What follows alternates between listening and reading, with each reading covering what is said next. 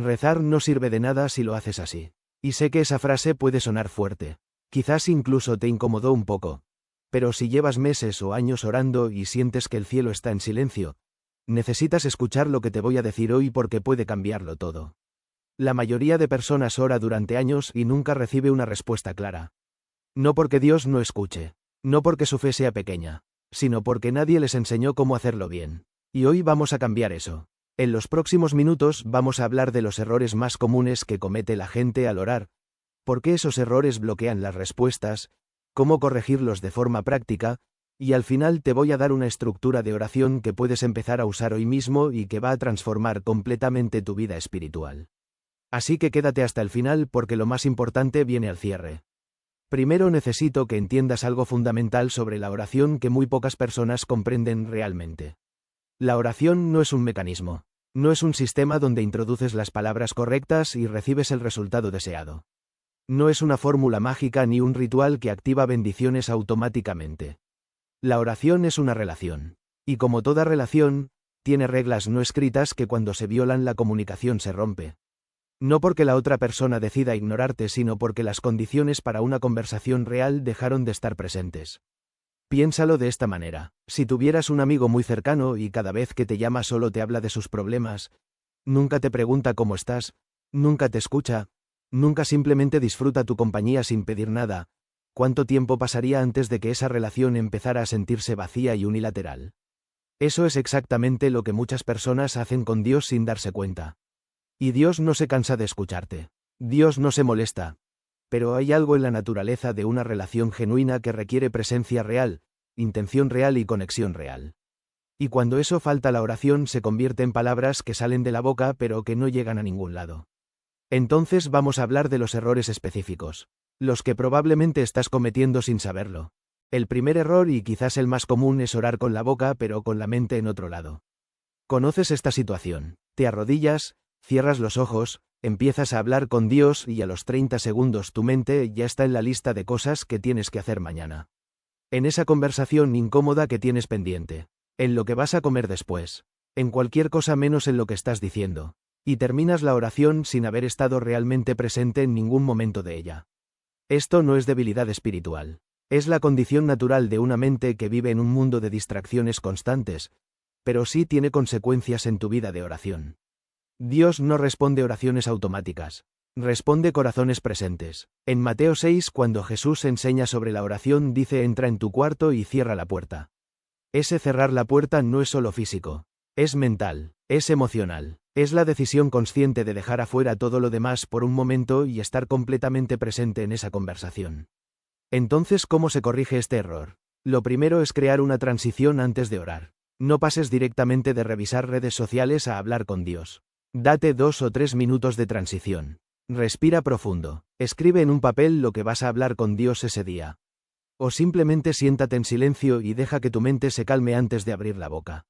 Lo segundo es orar en voz alta cuando sea posible. Hay algo en escuchar tu propia voz que ancla tu mente al presente. Cuando oras en silencio es mucho más fácil que los pensamientos te lleven a otro lugar. Cuando oras en voz alta, tu mente tiene que seguir el ritmo de tus palabras. Y lo tercero es ser específico. Las oraciones vagas generan mente vaga. Cuando le dices a Dios: Señor, bendice a mi familia, tu mente no tiene nada concreto en qué anclarse. Pero cuando le dices: Señor, hoy estoy orando específicamente por mi hijo, por esta situación que está atravesando, por esta necesidad concreta, tu mente se enfoca y tu corazón se compromete. La presencia en la oración no es un talento que algunos tienen y otros no. Es una habilidad que se desarrolla con práctica, y empieza con la decisión de que cuando vas a hablar con Dios realmente vas a estar ahí. El segundo error es orar únicamente para pedir. Y quiero que imagines por un momento una relación en tu vida. Puede ser una amistad, puede ser una relación familiar, puede ser cualquier persona cercana a ti. Ahora imagina que esa persona solo te llama cuando necesita algo, cuando tiene un problema, cuando necesita dinero, cuando requiere un favor. Y en cuanto resuelves su situación desaparece hasta la próxima crisis. ¿Cómo te sentirías en esa relación? ¿Cuánto tiempo tardarías en empezar a poner distancia? Ahora pregúntate con honestidad, ¿es eso lo que haces con Dios? La mayoría de personas llega a la oración en modo emergencia. Cuando hay una crisis, cuando hay miedo, cuando hay una necesidad urgente. Y en esos momentos claman con toda su fuerza. pero cuando la tormenta pasa vuelven a su vida normal y Dios queda nuevamente en segundo plano hasta la próxima emergencia. La oración no fue diseñada para ser solo una línea de emergencias espirituales. Filipenses 4:6 dice: no se preocupen por nada, sino oren por todo. Pero también dice: denle gracias por todo lo que Él ha hecho. La gratitud no es opcional en la oración. Es parte estructural de ella. Y aquí hay algo que quiero que entiendas sobre la gratitud que va más allá de simplemente ser agradecido. La gratitud activa la fe. Cuando empiezas tu oración recordando lo que Dios ya ha hecho en tu vida, lo que ya resolvió, lo que ya proveyó, lo que ya sanó, estás construyendo evidencia interna de su fidelidad. Y esa evidencia le dice a tu corazón: este Dios que ya lo hizo antes puede volver a hacerlo. Pero hay una tercera dimensión de la oración que va más allá de pedir y agradecer. Y es simplemente estar con Dios. El Salmo 27:4 dice: una sola cosa le pido al Señor y es lo único que busco. Habitar en la casa del Señor todos los días de mi vida para contemplar la hermosura del Señor. David no estaba pidiendo nada en ese momento. No estaba presentando una lista de necesidades. Solo quería estar en la presencia de Dios. Contemplarlo, conocerlo más. Y eso es algo que la oración transaccional nunca puede producir. La intimidad con Dios no se desarrolla en las listas de peticiones. Se desarrolla en los momentos donde simplemente te quedas con Él sin agenda, sin urgencia, sin nada que pedir. Entonces el reto aquí es ampliar tu vocabulario de oración. Que no sea solo petición. Que sea gratitud, que sea adoración, que sea escucha, que sea simplemente presencia. Hablemos ahora del tercer error. Y este es el más profundo. El más difícil de reconocer. Y probablemente el que más está afectando tu vida de oración en este momento. Orar con miedo disfrazado de fe. ¿Qué significa esto exactamente? Significa que con tu boca le estás pidiendo a Dios algo que en tu corazón ya asumiste que no va a pasar. Oras por sanación pero en el fondo ya te resignaste a la enfermedad. Oras por restauración en tu matrimonio pero por dentro ya estás procesando el divorcio. Oras por provisión pero internamente ya estás calculando cómo sobrevivir sin ella. Y a eso le llamas oración de fe, pero en realidad es oración de miedo con vocabulario espiritual. Santiago 1:6 dice: el que pide debe creer y no dudar. Porque quien duda es como las olas del mar agitadas y llevadas por el viento. Y que no piense quien así actúa que va a recibir cosa alguna del Señor. Ahora esto no significa que Dios se enoja con tu duda. Significa que la duda crea una desconexión interna que te impide recibir lo que Dios quiere darte. Es como intentar hablar por teléfono con señal cortada. Dios está del otro lado. La línea existe, pero la conexión está interrumpida. Y la causa de esa interrupción casi siempre tiene raíces profundas. Algunas personas oran con miedo porque han sido heridas antes. Oraron con toda su fe por algo y no llegó. Y ese dolor no resuelto se convirtió en una barrera inconsciente que ahora filtra todas sus oraciones. Otras personas oran con miedo porque en el fondo no se sienten dignas de recibir lo que piden. Tienen una imagen de Dios como un juez estricto que mide sus faltas antes de decidir si responde o no. Y otras personas simplemente nunca aprendieron qué es la fe real. Creen que fe es un sentimiento, una certeza emocional de que las cosas van a salir bien. Y cuando ese sentimiento no está presente concluyen que no tienen fe. Pero la fe no es un sentimiento. La fe es una decisión. Hebreos 11:1 dice que la fe es la certeza de lo que se espera y la convicción de lo que no se ve. Certeza y convicción no son emociones. Son posiciones que se toman voluntariamente independientemente de cómo te sientas. Abraham tenía casi 100 años y su cuerpo era prácticamente muerto para tener hijos. Y la Biblia dice que ante la promesa de Dios no vaciló en incredulidad sino que se fortaleció en fe dando gloria a Dios. Plenamente convencido de que Dios era también poderoso para hacer todo lo que había prometido. No dice que Abraham sentía que iba a pasar. Dice que estaba convencido. Hay una diferencia enorme entre los dos. Entonces, ¿cómo se trabaja este error? Primero, con honestidad. Si estás orando con miedo, díselo a Dios.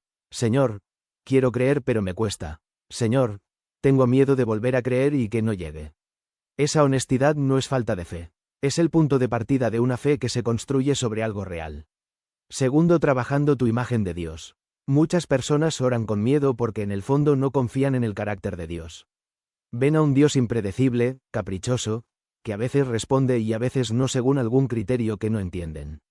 Y desde esa imagen es imposible orar con verdadera fe. La fe crece cuando conoces a fondo quién es Dios, su fidelidad, su amor, su carácter constante. Y eso se construye estudiando su palabra, conociendo su historia con la humanidad, viendo su fidelidad en tu propia vida.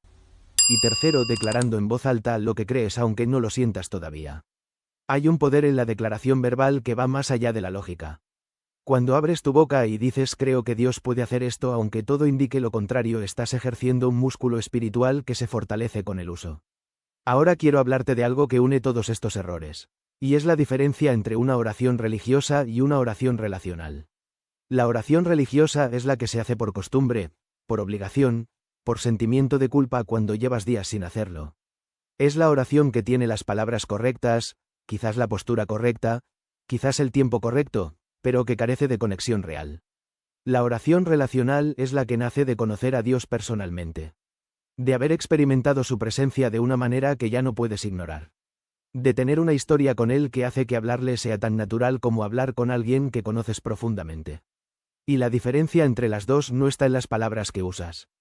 Está en desde dónde oras. La oración religiosa ora desde la distancia, desde el deber, desde el miedo a no cumplir. La oración relacional ora desde la intimidad, desde la confianza, desde el amor, y la buena noticia es que si hoy tu oración es más religiosa que relacional, eso puede cambiar. No de la noche a la mañana, pero sí progresivamente a medida que decides invertir en conocer a Dios más allá de sus beneficios. Antes de darte la estructura práctica, quiero que entiendas una última cosa sobre la oración que mueve montañas. No es la más larga. Algunos de los momentos de oración más poderosos de la Biblia son extraordinariamente cortos. Pedro hundiéndose en el agua clama Señor sálvame. 2 palabras. Y Jesús lo toma de la mano inmediatamente. El hijo pródigo volviendo a casa dice Padre pequé contra el cielo y contra ti. Una oración, sin elaboración, sin rituales, y el padre sale corriendo a su encuentro. La viuda que se acerca a Jesús no pronuncia un discurso teológico. Simplemente se postra ante él en su dolor. La oración que mueve montañas no es la más elaborada ni la más bonita ni la más larga. Es la que sale de alguien que realmente cree. De alguien que está realmente presente. De alguien que ora desde una relación genuina con Dios y no desde una obligación religiosa. Y eso está disponible para ti hoy.